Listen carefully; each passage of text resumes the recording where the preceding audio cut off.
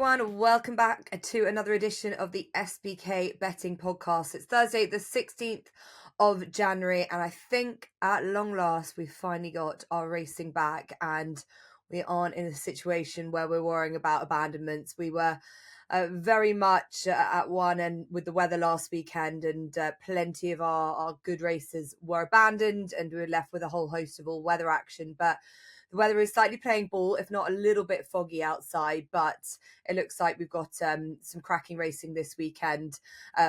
With that in mind, though, TC still decided that it wasn't good enough. He needed to jet off to Saudi Arabia. So no surprise, big smiles from TC with a nice sunny looking background back there. But he has studied for this weekend's racing.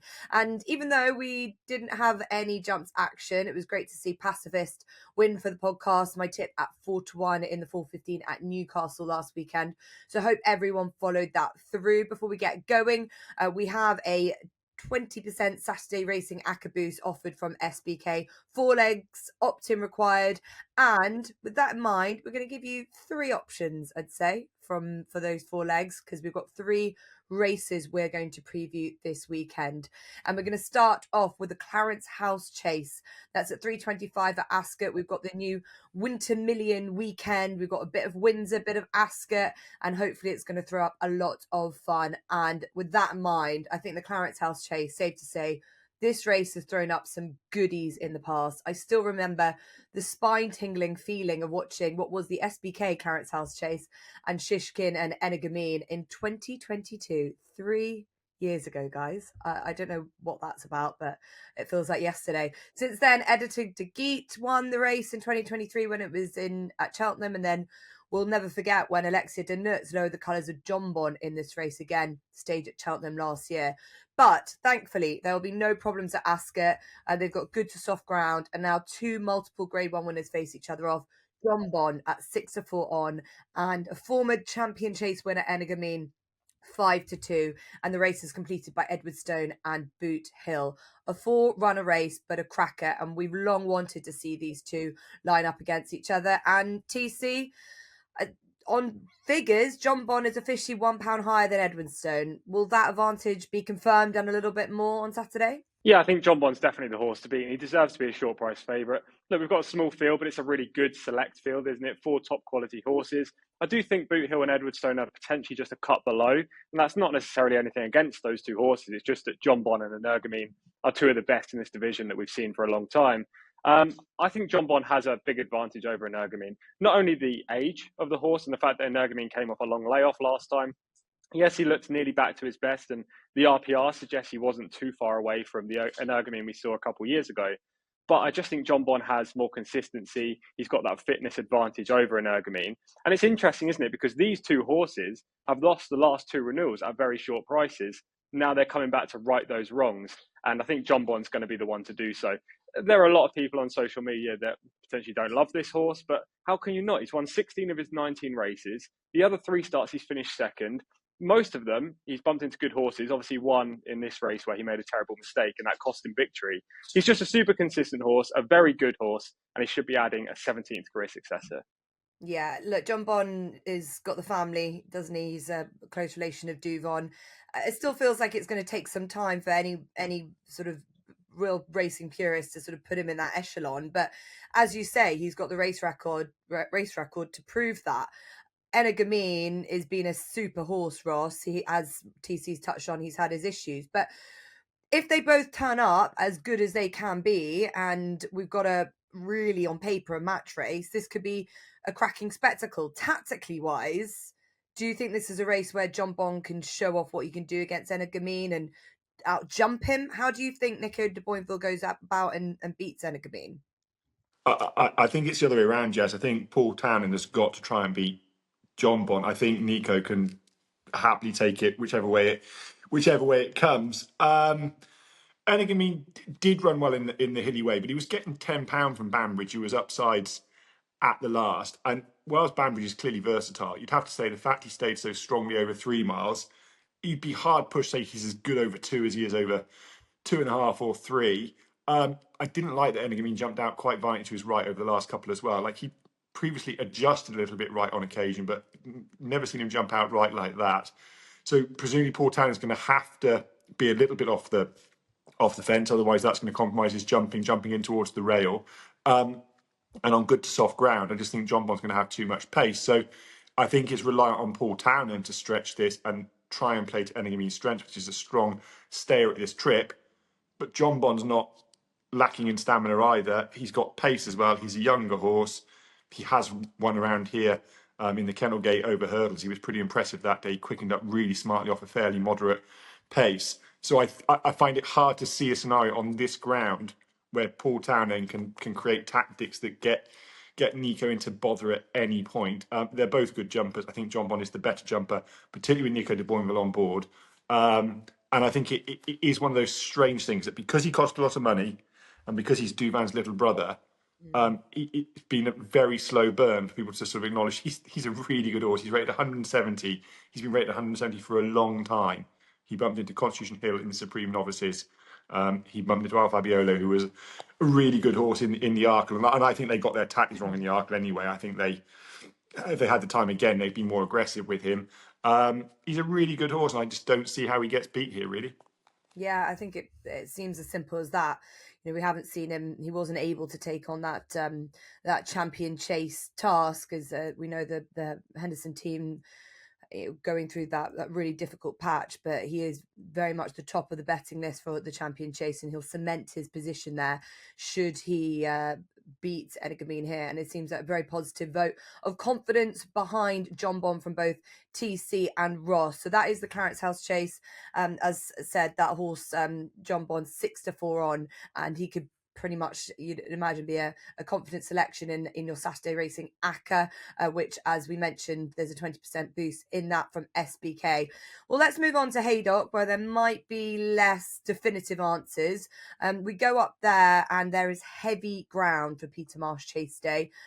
Looks to be dry, but I think considering the weather we've had, it's not going to get a huge amount better than that. And we're going to look at both the Rossington Hurdle, which is for the novices, and then also onto their feature, which is the Peter Marsh Chase. But as said, we'll start with this Rossington Main Novices Hurdle, the grade 2 over the minimum trip, and the course and distance winner Royal Infantry is 7-4 on to take the step up in class with ease. Just looking at him and his profile, obvious that they'd take the step up. But Ross, what do you make of the form behind him, and do you think he'll handle this very testing ground, stepping up in grade? Yeah, I think he will. He won a bumper on heavy ground. He went through the ground last time at Haydock on soft ground. Like, it was good ground. I was really impressed by him. Strong fractions the whole way. Never looked in any bother. And the one thing I'd have to say is that Harry Scouten, he's one of the older jockeys in the weighing room now, but he seems to be improving this year. He looks a lot more composed. I always had an issue with him sort of being a bit too aggressive, and going for home too soon. He seems far more composed this year, and I think that's to their advantage. He's rated 135. At the weights, he is only a pound clear of the John McConnell Clune Ainra. She's got plenty of experience, but she's looked a little bit awkward. She can be a bit free. She can hang a little bit. I just struggle to see how Royal Infantry doesn't win this. And for all it's officially a step up in grade, it doesn't look like a particularly deep race, I don't think. The one concern might be the Skelton Yard. They're 2 from 18 in the last 14 days, but those 2 winners have come in the last 5 days. We know this is a time when lots of yards are doing their flu jabs, bringing horses back in. So I'm not overly concerned about that. 4 to 7 is short enough, but I think he's the class horse in here, and I think he'll win. And maybe John McConnell's mare be the one to chase him home at 16 to 1. Okay, well, confidence then with this horse. So just looking back going back for previous winners, and it was Jonbon who was the last winner of this race. Obviously, this race meeting has been abandoned over the last couple of occasions, and there have been good horses that being exceptional. But prior to that, Dan Skelton did win this with 5 wild, so he's looking to add to his record. TC, are you with Ross there, that keen on him and Royal Infantry's profile? It doesn't look like this race is going to take a lot of taking. Horses in here with all right, but sort of really need to extend their form to really be a really sort of class type of, maybe even supreme candidate. And Royal Infantry at least is around 20 to 1 for that race. Yeah, it's probably not the best renewal of the Rossington. Let's not make any bones about it. Royal Infantry deserves to be favourite. He's rated superior to all the other rivals in the race, but I'm interested in Dedicated Hero at a bigger price. I just think 4-7 on Royal Infantry is a little skinny, especially considering the horse probably wants better ground. I know Ross has said he's won on heavy, and he is correct. But Dan Skelton has come out after a couple of his victories and said that he wants better ground, and we'll see Royal Infantry to better effect when that happens. Dedicated Hero is a heavy ground horse, so he's going to have his ideal conditions. Yes, he's rated £13 inferior to Royal Infantry, and he only gets £3. So he does have £10 to find on official figures. But these are all young horses, and I think the conditions are really going to suit Sandy Thompson's runner. Ryan Mayner's a jockey that's done me well in the past, especially at Cheltenham, if you remember some of his glory days in the saddle. And I'm hopeful that Dedicated Hero can take a step forward. He may not be good enough to beat the Jolly, but I think he's a better value bet. And I don't think Royal Infantry has everything his own way in this contest. Okay, 7-2 for Dedicated Hero. Nice enough price for you there, TC? Or would you not want take it it. any shorter? I wouldn't want to take much shorter, no, just because Royal Infantry has that big advantage on handicap figures. But I think 7-2 is a perfectly fair price. He looks second in for my money. And, if this favourite even slightly underperforms, then Dedicated Hero could come out on top. Okay, for Sandy Thompson, who is another trainer, probably just struggling for a few winners at present. But with that in mind, I think you should say it with a little bit of an ad that there hasn't been a huge amount of jumps racing for them to run their horses. But Dedicated Hero for TC, and Ross goes with favourite there, Royal Infantry. Right, let's go on to the Peter Marsh Handicap Chase. Always a great spectacle, and the real sort of kind of hero of Haydock at this stage is Raw Pagaille. He loves this race. He loves Haydock, as we saw when he won the Betfair Chase at the beginning of the season. It will be an heroic effort of 12 stone if he was to win this. And you've got to say that there's some nice profile of horses in and amongst him, taking him on with some lovely low racing weight. His rating has really sort of helped those beneath him. The likes of Mr. Van Gogh, who was a really game winner at the London National, Trelawn, who's got an interesting profile, yet might have blotted his copybook last time, and I Will Do It, who was a very good third in the Welsh National, but you would have to have had some sort of laser vision to have seen exactly how he ran through that race. Ross, we've just mentioned a couple of those horses. What do you make of Royal Pagaille's a chance to claim, I'd say, maybe even Bristol Demise mantle as the best performing horse at Haydock, because it would be some achievement if he was to win this at the age of 11 off 12 stone. Yeah, his third win within 5 years in this race. This is his playground, isn't it? He has got a bit of a task on. Only 4 horses in the last 15 years have defied a mark higher than this in a handicap. Grenadine, Cider Grugy, Alberta's Run and Pockland. So that tells you that it's pretty tough to do. Mr. Vango is a horse I like. I was slightly concerned to see the fact they've reached for the cheap pieces again. He wore those in the National Hunt Chase at Cheltenham. I don't think that massively helped his jumping, and he then wore them again in the Scottish National. I think it suggests that they're concerned about his ability to travel. I mean, it sounds daft, doesn't it, to travel on heavy ground at Haydock? They can't be going that quick, but I think they are obviously a little bit concerned that he needed every yard of the 3 mile 4 last time at Sandown on a stiffer track. He's a pound out of the handicap. That's neither here nor there. Jack Tudor's a good jockey. And in the mould of sort of Nico de Boinville, good length of leg and good to an obstacle. So I think he's got a chance, but the cheap pieces put me off. Trelawn is the interesting one because so many of these are out of the handicap and Trelawn gets to run off a really nice racing weight of 11 stone. But he is a bit of a monkey. He, in the Totem 2 years ago, tried to run off the track at Wetherby. I'm not sure he put it all in at Ascot last time. I could see him coming there with a wet sail 2 out, as much of a wet sail as you can at Haydock on heavy ground. And I just wonder whether he has to go into the red, whether he'll really want it. And the one thing you say about Royal Pagaille, and he did it against Grey Dawning, he looked beat, and then he wasn't, and he was comfortably on top at the end. He just doesn't know when to give up. He had a nice 54-day break since that Betfair win. I didn't think I'd be putting him up, but the more I look at it, I just think he is the one horse you're guaranteed is going to love conditions. He won't stop galloping. Charlie Deutsch knows him upside down and inside out and back to front. The one concern is Venetia's yard form. She was without a winner this year until she had a winner at Hereford on Tuesday. That was a mild concern. But hopefully that's a sign of things turning around. She's got some quite well fancied horses today and on Friday.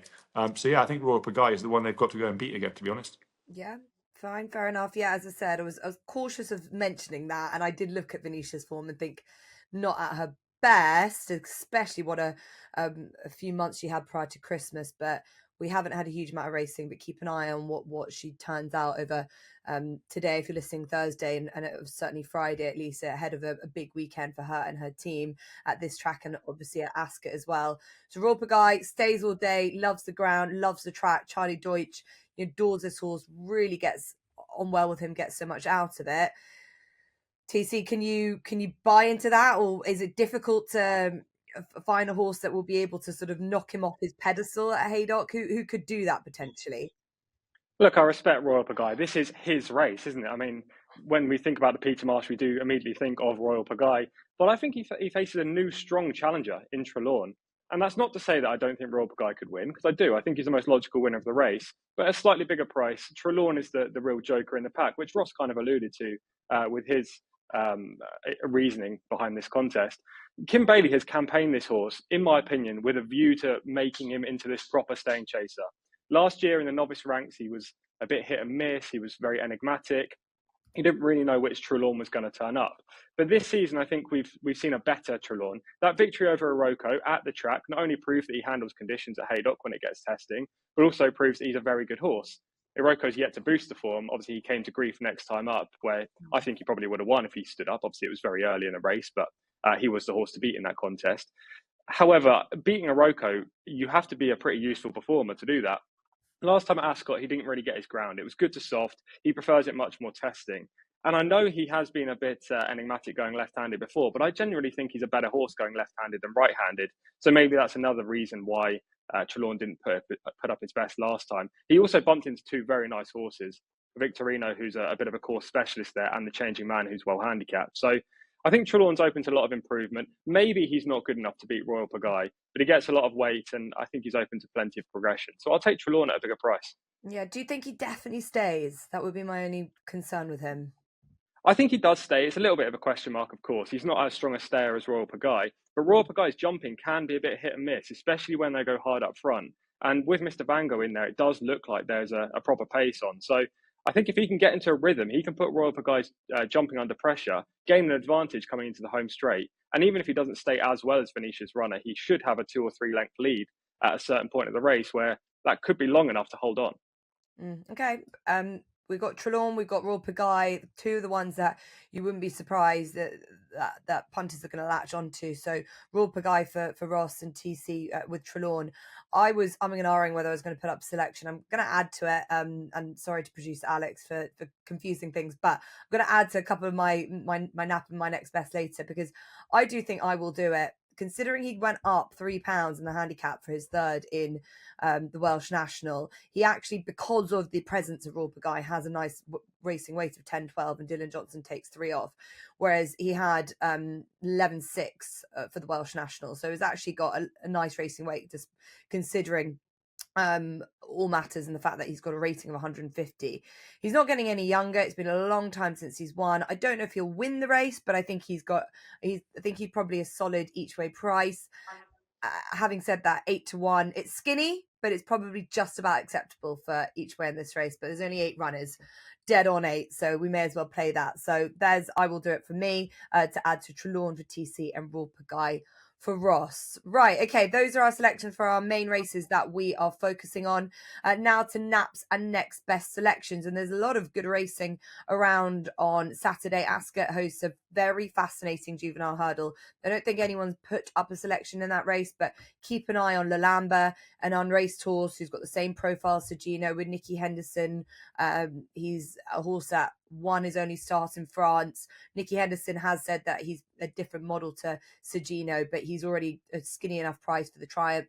There's a horse rated 111 on the flat called Mondo Man. He was sold for €520,000 to the Moors. I just think the race in general could be throw up some very interesting future horses. So keep an eye on the first at Ascot. I'll get into my naps and next best and stop talking, and I will start with Ross, who will be hoping to feel a little bit better off this weekend with some jump action and hopefully some good naps and next best for us. Yeah, well, the old favourite Dolly the Great is entered again this weekend, but I couldn't bear to just write the same notes, let alone repeat them for the poor viewers. So I've left him out this week. The nap comes in the 12:10 at Haydock, and it's the Harry Down train No Tango. He won on stable debut, having moved from Charlie Longsdon, where I think Charlie Longsdon has had 2 years where he's really struggled, and I think a lot of well handicapped horses have been moved out of that yard. No Tango absolutely dotted up at Wincanton in amateurs chase, ridden by Patrick Mullins. He was a 2.5 length winner. He was valued for far more than that. He never really came off the bridle. He jumped really well in just his second chase start, stayed well. The runner-up, Hunter Legend, was well put in his place. He came out on his next start at Leicester and won by 7.5 lengths off a pound higher mark. I think the form looks pretty strong. He has up £8 now, No Tango, but I think he's got a good chance in this race. The soft ground won't harm him. Paul O'Brien jumps on, and I think No Tango takes all the beating in the 12:10 at Haydock. And then the next best is, again, a repeat from last week, Ansam. Kempton's perhaps a little bit more his trap, but he's got winning form around Ascot. He runs in the 105. He was off for 545 days. He returned, had 2 bob arounds in hurdles. Really, it was clear that he was there just to get a little bit of fitness back on the race course. He's down to his last winning mark of 142. That came at Ludlow. Flat-ish right-handed tracks in small fields really suit him well. He does need a little bit of daylight at his fences to find a rhythm. I think he's well handicapped. Evan Williams is just starting to hit a little bit of form in the last week or so. So Ansam is the next best in the 105 from Ascot. Brilliant. Thank you very much, Rossi. I was wondering if Dolly the Great was going to appear, but I will see how he gets on, and 2 good chances there for you. Now on to TC. This, I have to say, must be the weekend of your year. You live for this weekend because it's the one and only Winter Oaks, the fillies handicap, where I think 2 years straight you've tipped up a winner, and 2 years straight they've come from Simon Egg Crisford. So a bit of a drum roll, please. What have you got for us for this Saturday? Winter Oaks will be extremely disappointed if you haven't found us the winner. Yeah, it'd be rude of me not to stick by the same trend, wouldn't it? I'm going to go back to the Winter Oaks for my nap, and my nap is going to be Charlotte's Web. This race is the 125 at Lingfield. Simon and Ed Crisford back at it again. They've definitely targeted this filly at the Winter Oaks. She's been moving up the handicap so that she can qualify for this contest. And I think she's got the perfect profile to follow in the footsteps of Oh So Grand, who, as you say, won for us on the podcast 12 months ago. She's a very similar type to her. She's got a very good turn of foot, stays the distance well, is an instant quickener, and is very progressive. So I think Charlotte's Web's going to take all the beating in the Winter Oaks. And I'm not necessarily sure what price we're going to get. It's probably going to be relatively short, maybe 5-2, 2-1-ish on her. But I think she's way the horse to beat, and she's got course and distance form, unlike plenty of the others, most of whom I believe are just being campaigned with bigger targets in mind, or they want longer distances and therefore may not be seen at their best in the Winter Oaks. So yes, back to the weather for the nap, and it's a race that's treated us well. So fingers crossed it carries on. The next best is going to go back to jumps, and it's going to be at Taunton in the 205. And a horse called Honey Jack for Joe Tizard. I've been following this horse since his maiden hurdles, basically because he didn't look like a finished article at all. And it looked like he was going to be a long-term prospect, maybe even into his 7-year-old campaign before we saw the best of him. But last time up over this course and distance, he really jumped better, travelled better, and looked like a very well-treated animal. He's only up £6 this time. I think he's going to be probably a short price favourite, but he's going to take a load of beating with Freddie Gingle back on. Strong stayer, good jumper, open to more improvement. And he could easily rocket up the grades and string maybe 3 or 4 successes together. So Honey Jack in the 205 is the next best, but it is the Winter Oaks for my nap. Yeah, Charlotte's Web, Simon Ed Crisford. It's fascinating to see Nicky Henderson with a runner, Time to Shine, a recruit from France, and also John Joe and AJ O'Neill.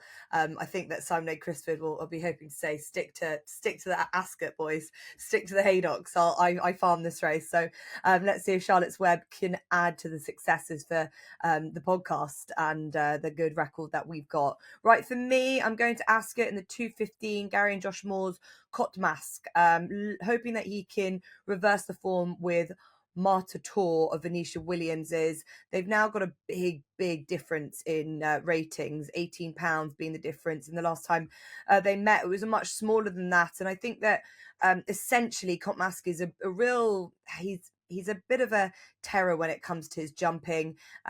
It's not pretty to watch sometimes. He isn't the most fluent, but last time out was a much better performance. Caelan Quinn gave him a lovely ride, just sort of followed Harry Cobden all the way around, and got the better of Scarface in the end. He just takes a few runs, I feel, to get into the rhythm of things, but I think he's a strong stay at this trip, and he should be able, I hope, to beat Martitor now that they've got such a big weight swing. My next best, I mentioned I will do it in the Peter Marsh Chase. I'll stick with him. I think he's got a lively chance in there. And then I'm going to throw up our own horse, Judas Zelen. She's going for a grade 2. What a way she's come from that first run, which was at Limerick a couple of Christmases ago. She's now going to give herself a bit of a shot in this grade 2 novice chase. And she was given one of the best rides I've ever seen from Paul Townend when winning at Fairyhouse before Christmas. She's been freshened up again. I had been told that she was ridden and worked by Ruby Walsh this week, and she was very pleasing indeed. Willie Mullins will probably run about 5, but I think the horse to beat is Only by Night for Gavin Cromwell, who looks like the leader in that division. But I'm hoping that Judas Zelen can get a very valuable piece of black type. So looking forward to that. Right, we've gone through a lot this week, and I'm pretty hopeful that there will have no problems and racing will be on wherever you are. We, as we said at the beginning, we have from SBK that 20% Saturday racing ACCA boost. We've given you plenty of options. It is 4 legs and opt-in is required. So best of luck if you're partaking in that. If you're a new SBK user, you get £40 in free bets when you sign up and bet £10 for the first time. Head to SBK. We have lots of other offers and promotions. Thank you for joining us, and we'll see you next week.